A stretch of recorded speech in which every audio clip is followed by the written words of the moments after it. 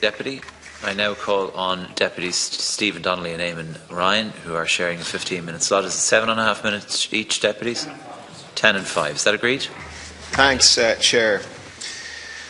The Dáil debate is on whether or not we should sign off essentially on an additional €500 million for the health budget. And I'm going to come to that and the lack of analysis being provided to the Dáil on it. But while we're talking about health services that urgently need more funding, Chair, I want to raise one matter in particular, which is CAPA, the National Orthopaedic Hospital. A constituent of mine contacted me in the last few weeks. She needs a hip replacement. She's in severe pain. Her condition is deteriorating. She's on her way to being in a wheelchair. I've had this confirmed by her surgeon. And she was told she'd have to wait 15 months. So I looked further into what's going on at CAPA. And what I discovered is really very disturbing. Here's the situation right now in Ireland. For the Greater Dublin area, if you need orthopaedic surgery, or indeed for the whole country if you need complex orthopaedic surgery, because that's what CAPA does.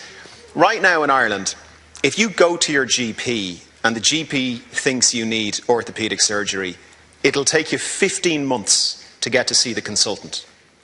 When you see the consultant, it'll take another 15 months to get into an operating theatre. So right now in Ireland, it takes 2.5 years to get from your GP to the operating theatre. Now in the UK it takes 4 months, and in New Zealand it takes 3 months. Now I've spoken to surgeons who are dealing with this, and to say that they are demoralised and frustrated and angry would be a gross under-exaggeration. Anyone who goes to the GP who needs orthopaedic work, be it a hip or a knee, typically is already in a serious amount of pain. That pain over the 2.5 years that they're waiting for surgery escalates.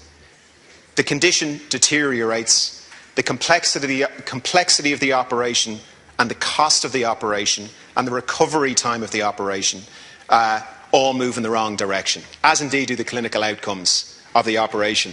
So here's what's going on in CAPA. Here's why this is happening. Here's why people in Ireland are waiting 2.5 years for a hip.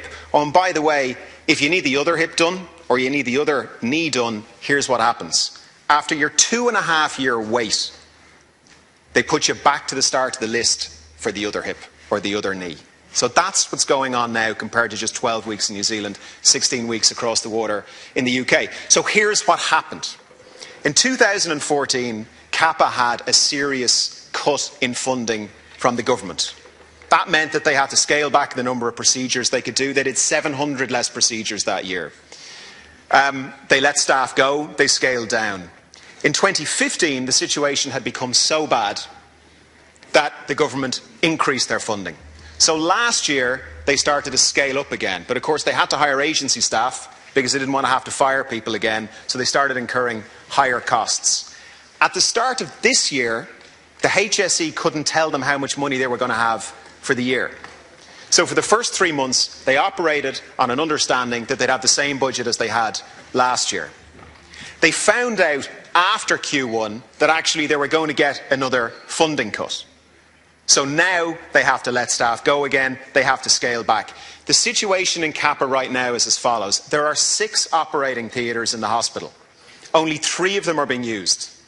Typically, an orthopaedic surgeon can do 5 procedures in a given day in an operating theatre. They have been instructed to stop after 3 procedures. So here's what's happening. The state is paying all of the fixed costs of the hospital. They're paying for all 6 operating theatres. We're paying for the wards. We're paying for the beds that aren't being used.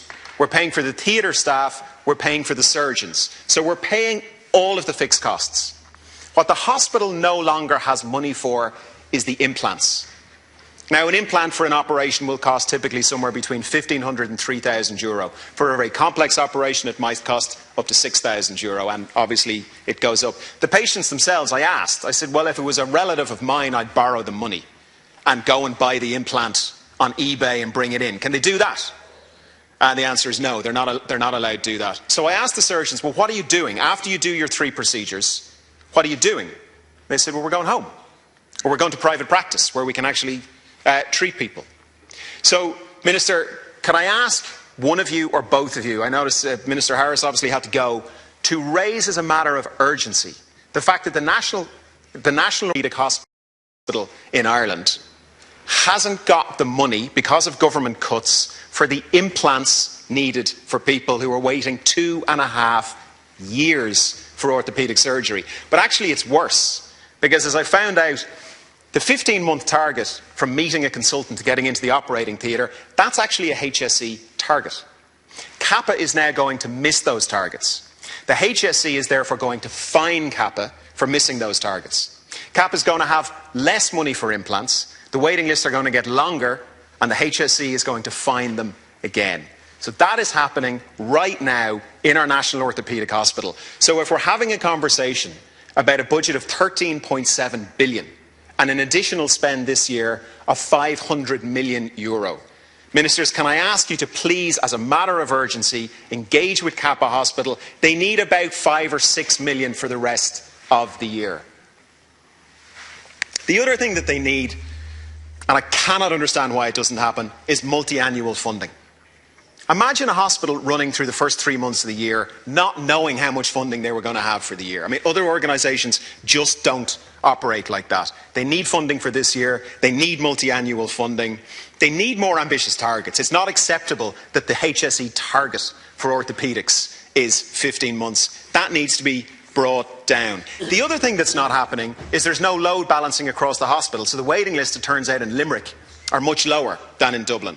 But there's no national patient database. So there's no coordinating function saying, you know what, right now you've got to wait 15 months in Dublin. Would you be willing to go to Limerick and go on a list there and wait 6 months? There's no load balancing of that going on at all. So, Minister, in the Chamber, I'll send you the notes. Would you please, please, please take a look at providing a low number of millions to the National Orthopaedic Hospital, and I'm more than happy to send you on all of the details. But what's happening in CAPA and the mismanagement by the healthcare system of the funding for the hospital and the results for patients and for the medical staff is symptomatic of a HSE which clearly doesn't know how to run budgets. I mean, think about what's happening right now. The government has come in and is asking the Dáil to sanction an additional 500 million euro. Now, to put that in perspective, that's more than half of the total fiscal space we're going to be debating in October for the entire budget for next year. So there's an extra £500 million, over half the entire budgetary space for next year, which the government is looking for. And, Minister, I apologise if the analysis is available. I've tried, we've contacted your office, we've looked on the Department of Health site. I can't find any breakdown of this 500 million.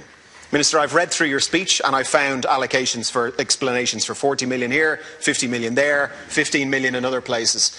But this is the revised book of estimates. It gives the budget for this year, the revised budget of 13.69 billion, but nowhere is it explained where the extra 500 million has come from. There's bits of it in the speech, but I cannot find a table saying here's how the 500 million breaks down. It's 200 million for additional services, it's 300 million for overruns. The 200 million for additional services is going to the following places based on the following cost-benefit analysis. Like, the Dáil voting through an extra €500 million is a massive undertaking. But we're not being provided, and apologies if we are and I just can't find it, but I can't find the kind of analysis anyone would expect to see if being asked to sign a cheque for €500 million of unexpected money. Because that's what this debate is about. Is the Dáil willing to sign a cheque for the HSE for an additional €500 million? Surely, Minister, that's something that now that the committees are being formed, surely that's something that should go back to the Health Committee or to the Finance Committee or to the new Budgetary Committee to explain why it's 500 million, what the overruns are. And I'll finish on this, Minister. I notice you mentioned in your speech the new accountability framework that the HSE is putting together. It's very welcome to see an accountability framework coming together. In my pre-politics world, if people came in and said, actually, sorry, we've overspent by €500 million, there'd be serious accountability. And I'm not talking about you, Minister, you're new in the job. I'm talking about the HSE. Has anyone been fired? Has anyone been demoted? someone somewhere has overspent by hundreds of millions of euro. So is the accountability framework actually going to hold anyone to account for overspending by hundreds of millions of euro? I'll leave it at that. Thank you, Chair. Thank you, Deputy. And now call on Deputy Ryan. Thank you very much, Chair.